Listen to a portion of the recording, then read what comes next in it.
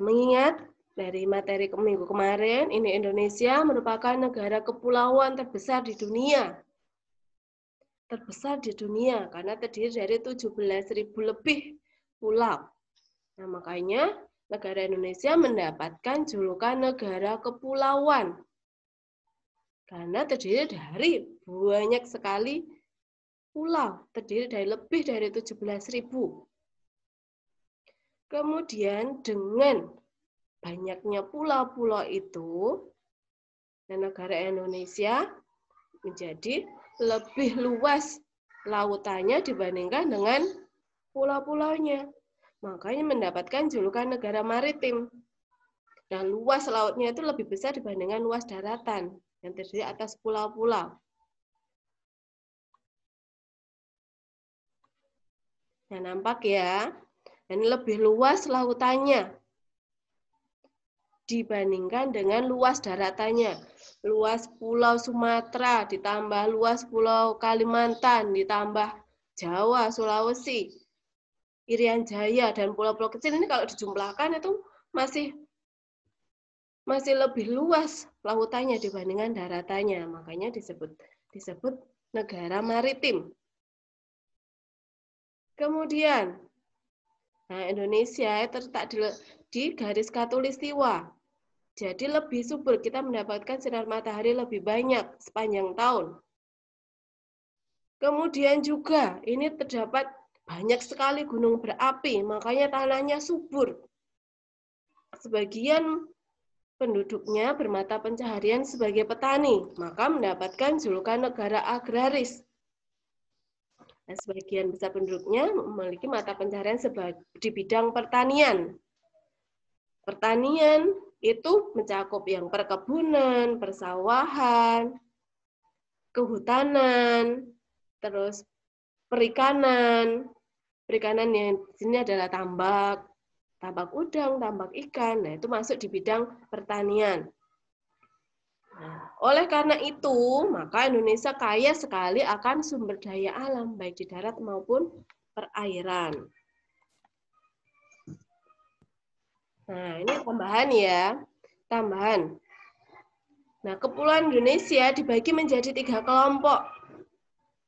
Kelompok yang berasosiasi dengan Asia, dengan Australia, dan yang dikelilingi perairan dalam atau palung laut.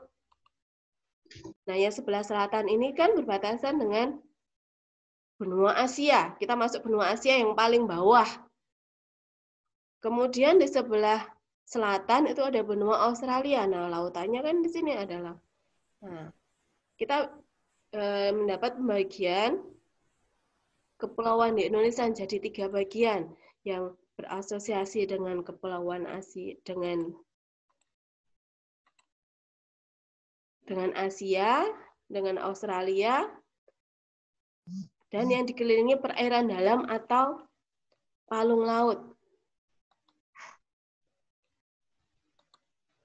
Nah, yang berasosiasi dengan Asia itu ada Jawa, Sumatera, Kalimantan, serta pulau-pulau kecil di sekitar dangkalan Sunda, di sekitar perairan Selat Malaka dan perairan Indochina. Dan yang bagian sebelah di sini, Sumatera, Jawa, Kalimantan, dan sebagian kecil di sini. Kemudian yang berasosiasi dengan Australia, ini ada Irian Jaya dan Kepulauan Aru di dangkalan Sahul. Kelompok ketiga adalah kelompok Nusa Tenggara, Maluku, dan Sulawesi karena dikelilingi oleh perairan yang dalam dan palung laut atau palung laut.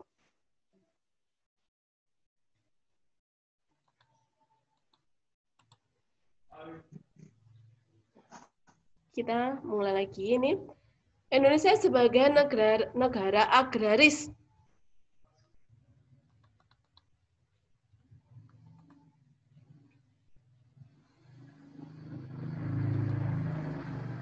Nah, dalam bidang pertanian termasuk dalam peternakan, perikanan, perkebunan, dan kehutanan. Nah, Indonesia menghasilkan banyak sekali bermacam-macam tumbuhan. Mulai dari yang musiman, jangka pendek, siklus hidupnya itu hanya beberapa bulan, sampai siklus hidupnya bertahun-tahun. Ini ada padi, jagung, kedelai, sayur-sayuran, aneka cabai, ubi, singkong, dan masih banyak lagi. Hasil perkebunannya di antara lain ada karet, kelapa sawit, tembakau, kapas, kopi, tebu, dan rempah-rempah. Dan ini semua itu diekspor ke luar negeri.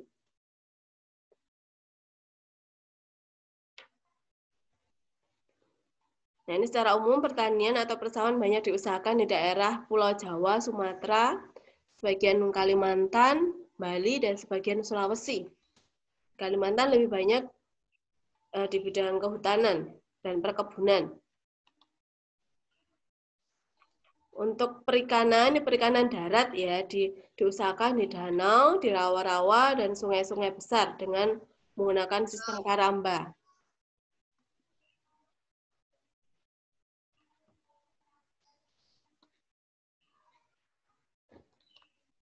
Ini kita lanjut, pengaruhnya terhadap kehidupan ekonomi, sosial, budaya, komunikasi, serta transportasi. Nah, dari negara Indonesia sebagai negara agraris saja, sumber daya alamnya sudah melimpah ruah. Nah, ini selain untuk menghidupi kita, nah ini juga bisa diekspor. Dengan diekspor dijual ke luar negeri, maka Indonesia akan mendapatkan pemasukan. Digunakan untuk apa? Digunakan untuk membangun Indonesia. Membangun infrastruktur, jalan, gedung-gedung pemerintahan, fasilitas kesehatan, fasilitas pendidikan.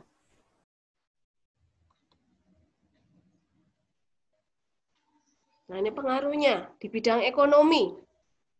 Pertanian menjadi salah satu sektor yang menopang perekonomian negara. Nah, banyak sekali hasil bumi yang diekspor. Nah, ini contohnya. Ini hanya sebagian kecilnya saja. Masih banyak hasil sumber daya alam Indonesia yang diekspor ke luar negeri. Ini hanya sebagian kecilnya. Ada udang. Udang itu lebih banyak, paling banyak diekspor ke Amerika. Bayangkan Amerika saja mengimpor udang dari Indonesia.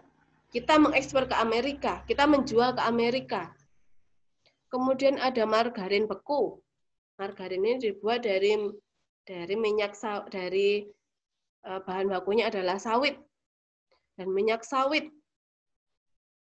Ada kayu, ada tekstil. Tekstil ini bisa berubah dalam bentuk pakaian siap gunakan dan juga kain. Nah, bayangkan, negara-negara lain aja membeli dari kita, dari Indonesia. Masa kita malah balik beli dari luar negeri? Nah, kita perlu mencintai produk-produk dalam negeri.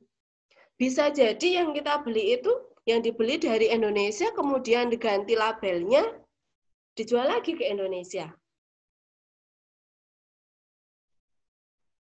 Ada sepatu dan alas kaki berbahan kulit. Nah, orang luar negeri saja, negara-negara lain membeli dari kita. Nah, kita harus bangga menggunakan produk dalam negeri. Ada getah karet, ada biji kopi dan kopi, dan masih banyak lagi. Ini hanya sebagian kecil sumber daya alam Indonesia yang diekspor ke negara, kemudian ekspor. Nah, yang dijual ke negara-negara lain yang membeli dari negara kita. Nah, mulai sekarang, ayo gunakan produk-produk lokal. Kita cintai produk negara kita sendiri. Karena negara lain saja menyukai produk dari negara kita. Oke, itu adalah sebagian sumber daya alam yang diekspor oleh Indonesia. Nah, itu dengan kita mengekspor, maka Indonesia mendapatkan devisa, mendapatkan pemasukan.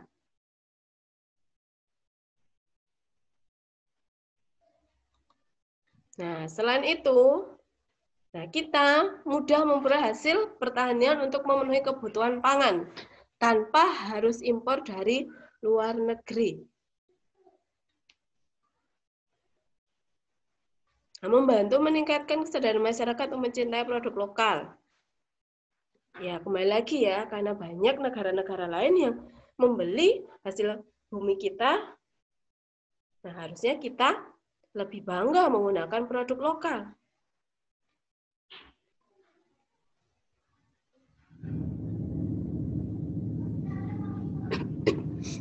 Kemudian terciptanya ketahanan pangan. Jadi, kita tidak perlu khawatir akan kelaparan. Dengan negara kita sebagai negara agraris, nah harusnya kita tidak boleh kelaparan karena kita memiliki sumber daya pangan yang melimpah. Kemudian membuka lapangan pekerjaan baru di bidang perkebunan dan pertanian. Nah, kembali lagi, tersedia sumber daya alam yang melimpah. Harusnya kita tidak akan kelaparan. Nah, kita harus melihat peluang. Oh, Indonesia kan banyak sekali perkebunan. Nah, kita bisa bekerja di perkebunan. Kita bisa bekerja sebagai petani. Nah, kita tidak akan kelaparan. Setidaknya untuk makan sehari-hari, kita bisa. Nah, ini cita-citanya Bu Puji nanti kalau sudah tidak bekerja sebagai guru, pensiun mau kembali ke desa, nah bisa menanam berbagai macam pangan, jenis pangan untuk memenuhi kebutuhan sehari-hari, menanam padi, menanam sayur-sayuran, jadi tidak perlu beli, tidak mendapat gaji, tapi ada kebun yang bisa menghasilkan pangan. Kembali lagi, negara kita kan negara yang tanahnya subur, banyak sekali gunung-gunung berapi. Nah, itu menghasilkan tanah yang subur. Nah, mampu meningkatkan kesejahteraan masyarakat agar tidak berada di garis kemiskinan. Terhindar dari krisis bahan pangan. Nah, itu adalah keuntungan kita menjadi negara agraris. Hasil bumi kita melimpah. Kita seharusnya tidak akan kelaparan. Karena tidak perlu mendatangkan bahan pangan dari negara lain.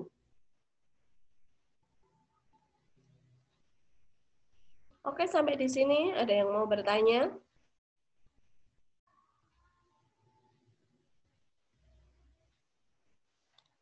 Oke, Bu Puji mau melihat dulu. Ngantuk ya?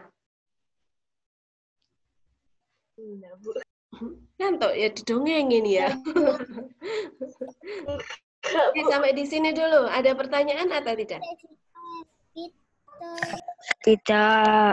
Tidak. Paham ya? Enggak, Bu. Paham. Kita negara agraris. Nah, di sini Bu Puji sebutkan. Kalian kan calon-calonnya orang pengusaha, calonnya menteri. Nah, nanti kalian bertugas mempertahankan negara kita ini sebagai negara agraris. Sebagian besar mata pencahariannya di bidang pertanian supaya kita tidak kelaparan. Kamu jadi menteri harus mengolah ini. Jangan terlalu bangga, wah di sana nanti akan dibangun bangunan bla bla bla bla, mall ini. Banyak sekali. Nah, kalau semuanya dibangun jadi gedung-gedung, nanti nggak ada lagi lahan pertanian. Terus bagaimana mosok kita yang negara agraris tanahnya subur harus membeli bahan pangan dari luar negeri? Kan malu. Nah, kalian sebagai calon-calon penerus bangsa ini, calon-calonnya menteri, barangkali nanti ini dari salah satu dari 5 ABC ini ada yang jadi presiden, jadi pengusaha. Nah, kita sama-sama berjuang supaya negara kita ini tetap menjadi negara agraris. Supaya kebutuhan pangan kita tercukupi tanpa harus mengimpor dari luar negeri. Siap ya? Siap ya? Ya. Oke, kita lanjutkan.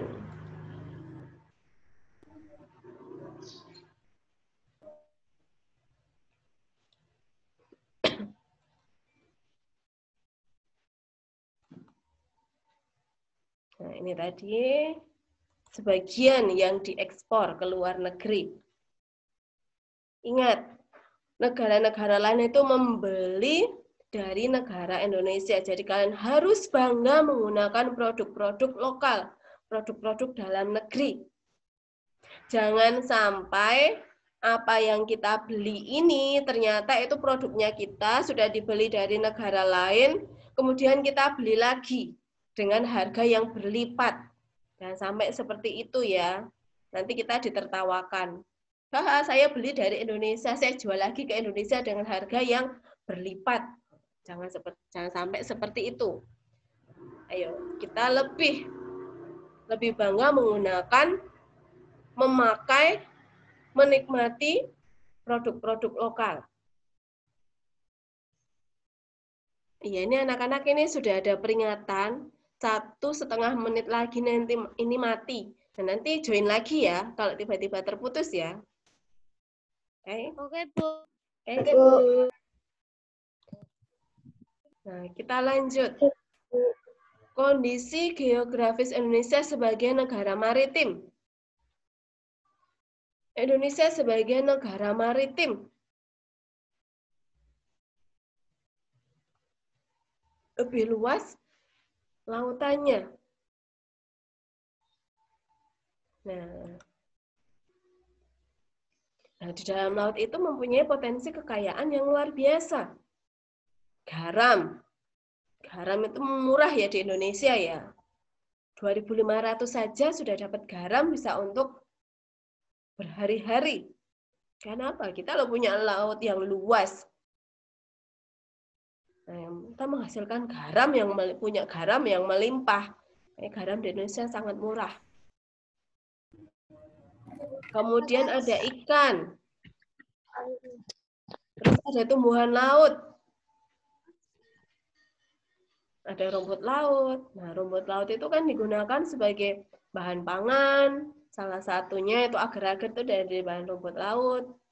Kemudian sebagai bahan kosmetik. Kemudian ada hasil yang lain, ada mutiara, ada terumbu karang. Kemudian